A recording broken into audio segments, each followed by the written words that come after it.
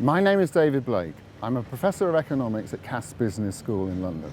The starting point for me was the euro, the single most predictable failure in financial history, and so it has turned out to be. A nice idea, but the people designing the euro were building sandcastles in the air. And having built one sandcastle that fell down, they wanted to build another bigger one.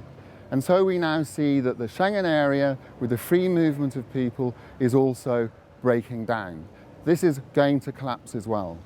And that is why I think that we should vote to leave the European Union on the 23rd of June. But let's look closer to home at the political elite in the UK.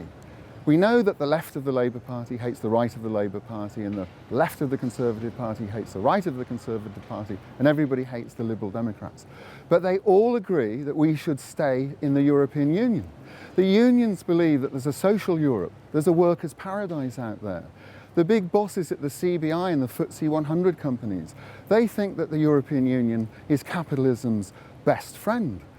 Both can't be right. Now, should we be worried about leaving? I've done an analysis of the Treasury's models, and I have concluded that the Treasury is grossly exaggerating the costs of us leaving. It says that we will be losing per family £4,300 a year. This is a complete exaggeration, and I'll give you a simple example. The model that the Treasury used was also used to frighten the Scots to vote against leaving the UK a few years ago. That model predicted that trade between Scotland and the rest of the UK would collapse by 80%. That's inconceivable that countries that have been together for 300 years would see their trade collapse by this amount. So if we left the European Union, our trade with the rest of the European Union wouldn't collapse at all.